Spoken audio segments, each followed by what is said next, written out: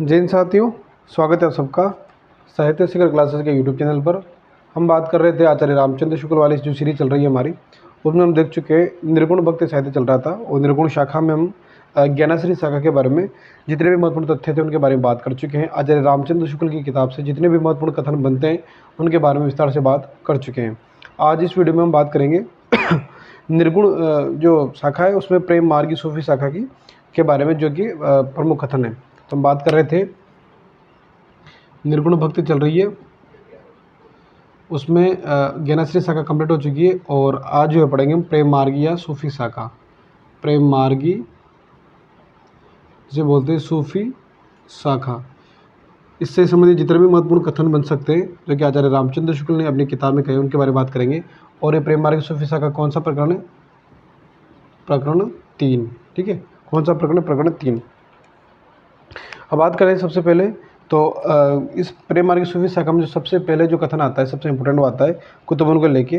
वो बोलते हैं कि ये चिश्ती वंश के शेख बुरहान के शिष्य थे और जौनपुर के जो बादशाह थे हुसैन शाह के आश्रित थे। तो ये आप नोट कर लेंगे, कुतुबन को लेके जो कथन इनका सर्वप्रथम कुतुबन को लेकर शुक्ल कहते हैं कि ये चिश्ती वंश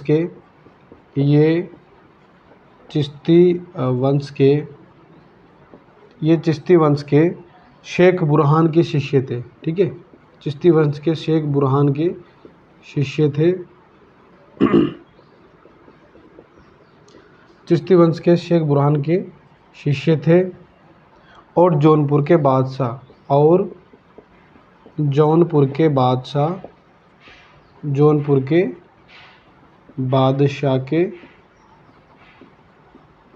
जो बादशाह थे हुसैन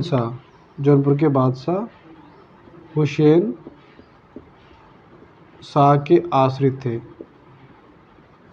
हुसैन शाह की क्या थे? ये आश्रित थे। ठीक है, तो कुतुबन को लेके ये बात याद रखनी है। ये चिश्ती वंश के शेख बुरहान के शिष्य थे और जौनपुर के बादशाह जो थे हुसैन शाह के आश्रित थे। ये चिश्ती वंश को लेके आचार्य रामचंद्र शुक्ल का कथन है। बात करें अगले जो कवि हैं, अगले लेखक के बारे में जो कहते हैं वह है मज्जन को लेके जो बात करते हैं उसके बारे में बात कर लेते हैं कि कवि ने, शुक्ल जी कहते हैं, कवि ने नायक मनोहर, नायक का नाम क्या है? मनोहर, और नायिका, और क्या है? नायिका कौन सी है? मधुमालती,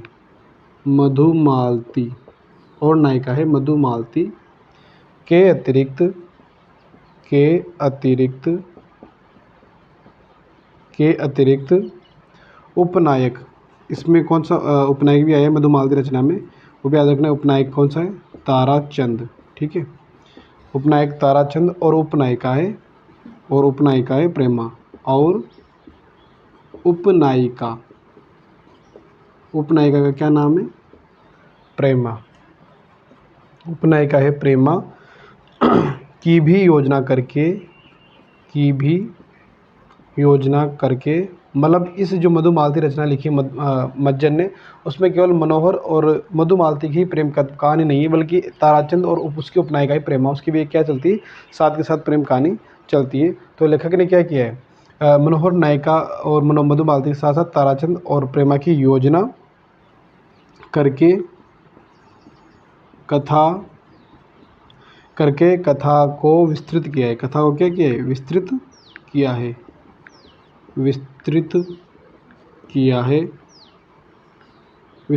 है। साथ ही प्रेमा और ताराचंद जो कि इस कहानी में मान के चलें, इस पद्य में नायक और नायिका के रूप में उभर कर आए हैं, उपनायक और उपनायिका के रूप में। तो साथ ही प्रेमा और ताराचंद के चरित्र के द्वारा क्या सच्ची सहानुभूति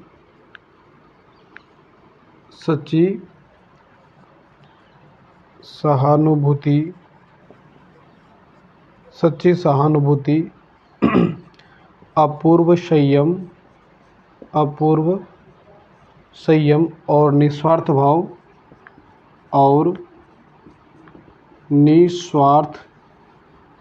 निस्वार्थ भाव का चित्रण, निस्वार्थ भाव का चित्रण दिखाया, निस्वार्थ भाव का चित्रण दिखाया है। ठीक है, यहाँ तक नोट कर लेंगे आप। दो कथन हो गए हैं निर्गुण शाखा के, प्रेमाश्रय जो शाखा चल रही है उसमें से। कुतुबन को लेकर पहला कथन आचार्य शुक्ल का, ये चिश्ती वंश के शेख बुरहान के शिष्य थे और जौनपुर के जो बादशाह थे उस शाह के आश्रित थे। और दूसरा कथन जो है मज्जन और मज्जन की जो रचना थी मधुमालती उसको लेकर है। वह कहते हैं कि कवि ने नायक मनोहर और इसमें नायिका है मधुमालती। ये भी याद रखना है कि मज्जन ने जो मधुमालती रचना लिखी उसका नायक का नाम क्या है? मनोहर। भूलना नहीं है, प्रश्न कई बार बनता है कि मधुमालती रचना का नायक कौन है, तो नायक है मनोहर और नायिका ही मधुमालती। के अतिरिक्त उपनायक है ताराचंद और उसकी उपनायिका है प्रेमा की योजना करके कथा को विस्तृत किया है। साथ ही प्रेमा और ताराचंद के चरित्र के द्वारा सच्ची सहानुभूति, अपूर्व संयम और निस्वार्थ भाव का चित्रण दिखाया है। ठीक है, मज्जन ने इस अपने ग्रंथ मधुमालती में। ठीक है, लिख लिया होगा यहाँ तक आप सभी ने। आप सभी का जो देखो बहुत दिनों गए थे शुक्ल सीरीज की क्लास को आए हुए, तो देखो दूसरे जो वीडियो चलते रहते हैं वो वीडियो बनाता हूँ। फिर रेगुलर हिंदी साहित्य स्कूल लेक्चरर और वरिष्ठ अध्यापक टीजीटी, पीजीटी, जेआरएफ, डीएसएसबी, जहाँ भी हिंदी साहित्य का इतिहास लगता है उसके लिए हम जो है हिंदी साहित्य का संपूर्ण कोर्स करवा रहे हैं ना। व्याख्या से बिल्कुल संपूर्ण कोर्स चल रहा है, काव्य शास्त्री पढ़ाएंगे, फिर व्याकरण भी पढ़ाएंगे। तो वो कोर्स भी चल रहा है, तो मुझे टाइम का थोड़ा इशू रहता है, टाइम मिलता कम है। तो मैं आपकी आचार्य जो शुक्ल वाली जो क्लास है बहुत 7-8 दिन में एक बार क्लास होती है, लेकिन मैं कोशिश करूँगा कि रेगुलर 2-3 दिन के बाद आपको क्लास मिल जाए। तो आप जो है निश्चिंत रहें। कई को बहुत सारे कमेंट भी आ रहे थे कि सर क्लास कब आएगी, क्लास कब आएगी। तो क्लास जो आती रहेगी 2-4 दिन के 2-3 दिन के बाद शुक्ल वाली क्लास भी आपको मिल जाएगी। और ये क्लास मैं बता दूं सबके लिए इम्पोर्टेंट है, जो कि किसी भी एग्ज़ाम की जहाँ हिंदी साहित्य के टेस्ट लगते हैं वहाँ सब एग्ज़ामों के लिए इम्पोर्टेंट है, क्योंकि आचार्य शुक्ल से प्रश्न बनते ही बनते हैं। आचार्य शुक्ल की किताब हिंदी साहित्य के इतिहास जो है, आचार्य शुक्ल जो किताब है वो रामबाण है हर एग्ज़ाम के लिए। ठीक है, और यहाँ से हम बात करें टू द पॉइंट चल रहे हैं, बिल्कुल सटीक कथन जहाँ से प्रश्न बनने की संभावना है। मैंने पूरी किताब 2-3 से 4 बार पढ़ रखी है और वहाँ से कहाँ से प्रश्न बन सकते हैं उसके शॉर्ट नोट्स के तौर पे आपको लिखवा रहा हूँ। इसके बाद अगर आप शॉर्ट नोट्स का 2 बार भी रिवीजन कर लोगे और उसके बाद आप अगर किताब पढ़ोगे तो किताब भी आपको समझ में आएगी। वरना अगर आप सीधा किताब पढ़ोगे तो मुझे लगता है किताब पढ़ने में आपको समझ में आना बहुत मुश्किल होगा। ठीक है, और यहाँ से जो है आचार्य शुक्ल के कथन के द्वारा तो आपका प्रश्न बनते ही हैं। उसके द्वारा आचार्य शुक्ल ने जैसे ये जो बात कही है मधुमालती के पात्र आ गई, ये भी याद हो गया। मज्जन ने कौन सी रचना लिखी है? मधुमालती लिखी है, ये बात भी याद हो गई। तो कहीं ना कहीं जो है तथ्यात्मक चीज़ें भी धीरे धीरे याद होती जा रही है। अब बात करें कि आचार्य शुक्ल का कथन है सूफियों को लेकर कि ईश्वर का जो विरह है ना, सूफियों के यहाँ भक्त की प्रधान संपत्ति। ईश्वर का जो विरह है मतलब भगवान से मिलने, आत्मा का जो परमात्मा से मिलन के जो बीच में जो बाधा आ रही है, जो विरह बन रहा है, वो वहाँ की प्रधान संपत्ति सूफियों की, जिसके बिना साधना के बारे में कोई जो है प्रवर्तन नहीं हो सकता, किसी भी की आंखें नहीं खुल सकती। तो ये बात नोट करेंगे, कथन इंपॉर्टेंट है। ईश्वर का विरह सूफियों, आचार्य शुक्ल का अति महत्वपूर्ण कथन है, इंपॉर्टेंट लगा लेंगे, इम्पोर्टेंट। ईश्वर का जो विरह है सूफियों के यहाँ भक्त की प्रधान संपत्ति है। भक्ति क्या है? प्रधान संपत्ति, भक्त की प्रधान संपत्ति है जिसके बिना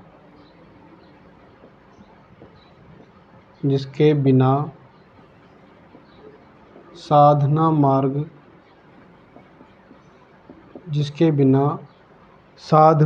में कोई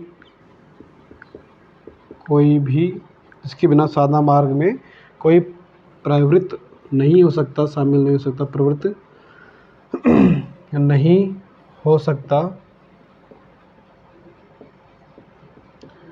कोई प्रवृत्त नहीं हो सकता, किसी की आंखें नहीं खुल सकती, किसी की आंखें नहीं खुल सकती। ठीक है, तो ईश्वर का जो विरह है सूफियों के यहाँ क्या है? भक्त की एक तो प्रधान संपत्ति है जिसके बिना साधना मार्ग में कोई परिवर्तन नहीं हो सकता, किसी की आंखें नहीं खुल सकती। अब बात करते हैं आगे मलिक मोहम्मद जैसी से संबंधित जो भी महत्वपूर्ण कथन उनके बारे में, तो नोट करेंगे। मलिक मोहम्मद जैसी के बारे में कथन आया है, मलिक मोहम्मद जैशी। आचार्य शुक्ल का कथन है मलिक मोहम्मद जैशी को लेकर, उसके बारे में बात करते हैं कि जैशी की अक्षय कीर्ति का आधार क्या है। अक्षय कीर्ति का आधार है पद्मावत, आप सभी जानते हैं। उन्होंने पद्मावत जो है महाकाव्य लिखा है, जिसके पढ़ने से यह प्रकट हो जाता है कि जैशी का जो हृदय कैसा कोमल है और प्रेम की पीर से भरा हुआ था। क्या लोक पक्ष में क्या अध्यात्म पक्ष में, दोनों उसकी गूढ़ता, गंभीरता, सरसता जो है विलक्षण दिखाई देती है। क्योंकि किस प्रकार जो है मलिक मोहम्मद जैसी ने किस प्रकार इतना विस्तृत और इतना कोमल सा हृदय वर्णन किया है पद्मावत में, और उसमें कहीं ना कहीं अध्यात्म को भी साथ लेके वो चलते हैं, तो उसका जो सुंदर वर्णन किया है। तो मलिक मोहम्मद जैसी को लेके आचार्य शुक्ल का कथन है कि जैसी की अक्षय कीर्ति का, अक्षय जो कभी नष्ट नहीं होने वाली, अक्षय कीर्ति का आधार है, अक्षय कीर्ति का आधार है क्या है, पद्मावत। ठीक है, यह प्रश्न कई बार बन चुका है कि जैसे कि अक्षय कीर्ति का आधार क्या है, पद्मावत। तो ये कथन भी आचार्य शुक्ल का है। यहाँ से सीधी लाइन है, जिसके पढ़ने से यह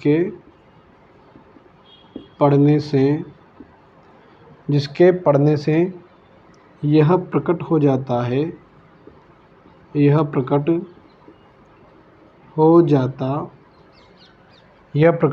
जाता है,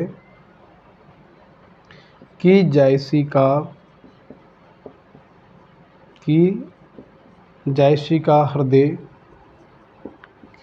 हृदय कैसा कोमल, जैसी का जो हृदय है वो कैसा कोमल है और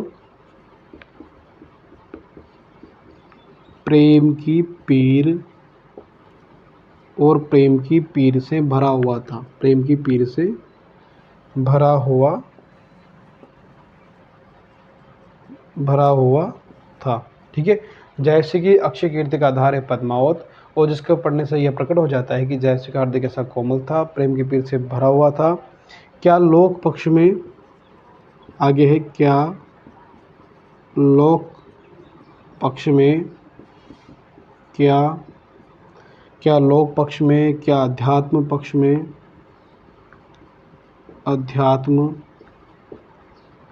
क्या लोक पक्ष में, क्या अध्यात्म पक्ष में, दोनों और उसकी गूढ़ता, दोनों और उसकी गूढ़ता, गंभीरता और सरसता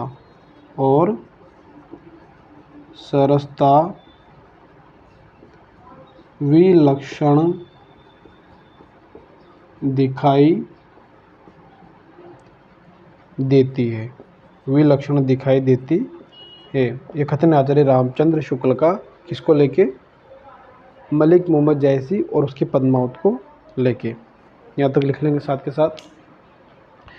तो निर्गुण भक्ति में प्रेम मार्ग सूफी शाखा की बात कर रहे थे, और इसमें चल रहा है हमारा प्रकरण तीसरा। तो बोलते हैं कि तो ईश्वर का जो विरह है सूफियों के यहाँ भक्त की प्रधान संपत्ति है, जिसके बिना साधना मार्ग में जो है कोई भी परिवर्तन नहीं हो सकता, किसी की आंखें नहीं खुल सकती। आगे मलिक मोहम्मद जैसी को लेकर आचार्य रामचंद्र शुक्ल का सबसे प्रसिद्ध कथन है, जो कई बार पूछा जाने वाला प्रश्न है कि जैसी का जो है अक्षय कीर्ति का आधार है पद्मावत, जिसके पढ़ने से यह प्रकट हो जाता है कि जैसी का हृदय कैसा कोमल था और प्रेम की पीर से भरा हुआ था। क्या लोक पक्ष में, क्या अध्यात्म पक्ष में, दोनों में उसकी जो गूढ़ता है, जो गंभीरता है और सरसता जो है विलक्षण दिखाई देती है। नोट कर लेंगे साथ के साथ। और आपके जो बहुत सारे कमेंट इस बारे में भी थे कि क्या सर जो आचार्य शुक्ल की जो किताब पढ़ रहे हैं, इनके जो नोट्स है क्या उसी रजिस्टर में बना लें जिसमें हिंदी से इतिहास पढ़ रहे हैं। तो मैंने आपसे कहा था कि दोनों को अलग अलग नोट्स बनाने, ठीक है। एक बड़ा सा रजिस्टर लेके आए जिसमें बनाए आचार्य शुक्ल के, उसके बाद फिर हजारी प्रसाद द्विवेदी, बच्चन सिंह की किताबें पढ़ेंगे, तो उनके भी जो टू द पॉइंट नोट्स हैं वो भी अलग से बना लें आप, ठीक है। तो अलग अलग जो है कॉपियाँ लेकर रजिस्टर बनाएं। अब आप बड़ी क्लास में पढ़ने वाले हो, तैयारी कर रहे हो, तो इस प्रकार ये नहीं करना है कि एक ही क्लास में छोटे बच्चों की तरह एक ही रजिस्टर में सब कुछ मेंटेन करके चल रहे हैं। ठीक है,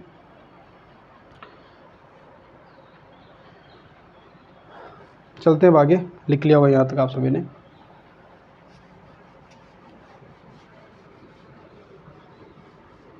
और मैंने आपसे कहा है कि रिवीजन जो है ज़्यादा से ज़्यादा रिवीजन करते रहें। रिवीजन के बिना कुछ भी नहीं है, ठीक है ना। रिवीजन ही सबसे इम्पोर्टेंट है। आपने कितना पढ़ा है वो इम्पोर्टेंट नहीं है, आपने कितनी बार रिवीजन किया है वो इम्पोर्टेंट है। आप भले ही बहुत कुछ पढ़ लो, 10 किताबें पढ़ लो, लेकिन अगर आपने सही से रिवीजन नहीं किया तो उसका कोई फ़ायदा आपको मिलने वाला नहीं है। अब बात करते हैं कि आचार्य शुक्ल ने कबीर को लेके जो कथन कहा है वो ये कहा है कि कबीर ने अपनी झाड़ फटकार के द्वारा हिंदुओं और मुसलमानों का कट्टरपन दूर करने का जो प्रयत्न किया वो अधिकतर चिढ़ाने वाला सिद्ध व हृदय को स्पर्श करने वाला नहीं। तो अब कबीर को लेके जो कथन है उसको लिख लेंगे, कबीर दास। ठीक है, कबीर दास को लेके उनका जो कथन है कि कबीर ने अपनी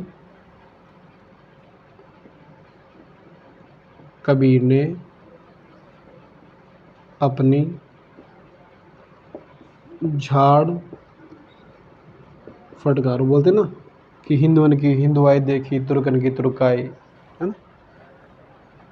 तो उस बारे में अपनी झाड़ फटकार के द्वारा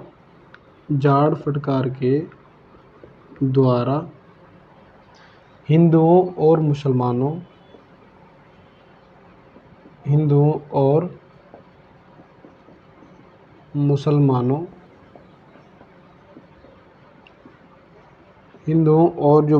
का कट्टरपन दूर करने का जो प्रयत्न किया का कट्टरपन दूर करने का जो प्रयत्न किया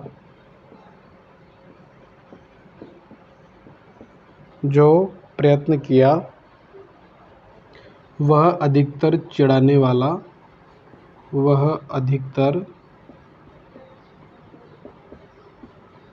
चिढ़ाने वाला ही क्या हुआ, सिद्ध हुआ। चिढ़ाने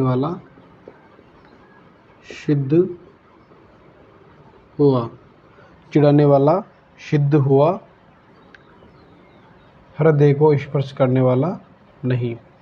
हृदय को स्पर्श करने वाला नहीं। ठीक है, तो कबीरदास को लेकर आचार्य शुक्ल कहते हैं कि कबीर ने अपनी झाड़ फटकार के द्वारा हिंदुओं और मुसलमानों का कट्टरपन दूर करने का जो प्रयत्न किया वो अधिकतर चिढ़ाने वाला सिद्ध हुआ, हृदय को स्पर्श करने वाला नहीं। और आगे वो कहते हैं कि कबीर ने केवल जो भिन्न प्रतीत होती हुई परोक्षता का आभास दिया था, प्रत्यक्ष जीवन की जो एकता का दृश्य सामने रखने की आवश्यकता जो बची हुई थी उसको जयसी द्वारा पूरी की गई। तो ये बात भी हम नोट कर लेंगे कि कबीर ने केवल भिन्न प्रतीत होती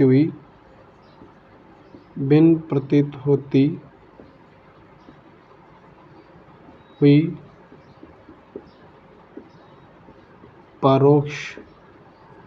परोक्षता का आभास दिया था। परोक्षता का क्या दिया था, आभास दिया था। प्रत्यक्ष जीवन की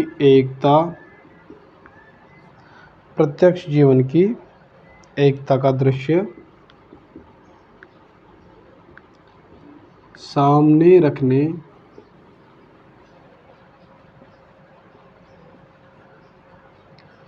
की आवश्यकता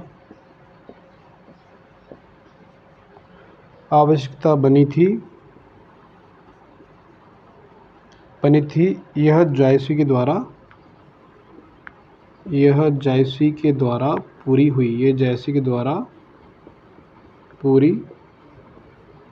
हुई। नोट कर लेंगे दोनों कथन।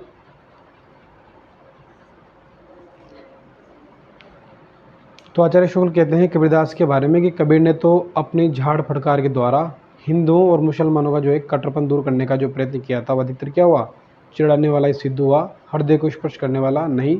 कबीर ने केवल भिन्न प्रतीत होती हुई परोक्ष सत्ता का आभास दिया था।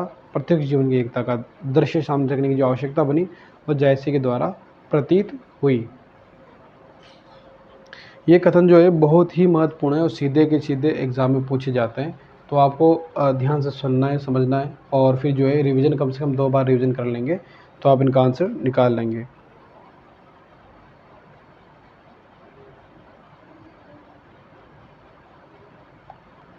ठीक है, तो आज की क्लास में इतना ही। मेरा थोड़ा स्वास्थ्य जो है नाजुक चल रहा है, और अब अगली क्लास में बात करेंगे शेष प्रेम मार्ग सुफिसाका के तथ्यों के बारे में। और हिंदी साहित्य का जो इतिहास चल रहा है वो उधर कंप्लीट चल ही रहा है, तो आप क्लासों को देखें, साथ के साथ नोट्स बनाएं, रिविजन करते रहें और अपनी तैयारी जारी रखें। आपके जो भी डाउट हो, जो भी आपको लगे कि सर इस पे बात होनी चाहिए या इस टॉपिक पे वीडियो बनना चाहिए, तो आप कमेंट जरूर करें। आपके कमेंट के द्वारा वो जो है उन चीज़ों को मैं जो फिर उस पर वीडियो बनाऊँगा, बातचीत कर लेंगे वीडियो के माध्यम से। तो आपको जो भी लगे कि सर इस पर बात होनी चाहिए, तो उसको कमेंट जरूर करें। और आशा करता हूँ कि आप सबकी तैयारी अच्छी चल रही होगी और आप अच्छे से तैयारी कर रहे होंगे। इस बार जो है आपका जो भी ड्रीम है, अगर आप टीजीटी कर रहे हैं, पीजीटी कर रहे हैं, वरिष्ठ अध्यापक कर रहे हैं, लेक्चरर कर रहे हैं, तो आपको कंप्लीट हो, है ना। मिलते हैं अगली क्लास में, तब तक के लिए आप जो है अच्छे से रिविजन करते रहें और अपने स्वास्थ्य का ध्यान रखें। बारिश का मौसम चल रहा है, इसका आनंद भी लें, लेकिन बाहर घूमने फिरने जाएँ तो ध्यान रखें, क्योंकि अभी बहुत सारी दुर्घटनाएँ भी घटित होती हैं। मिलते हैं अगली क्लास में। जय हिंद, जय भारत।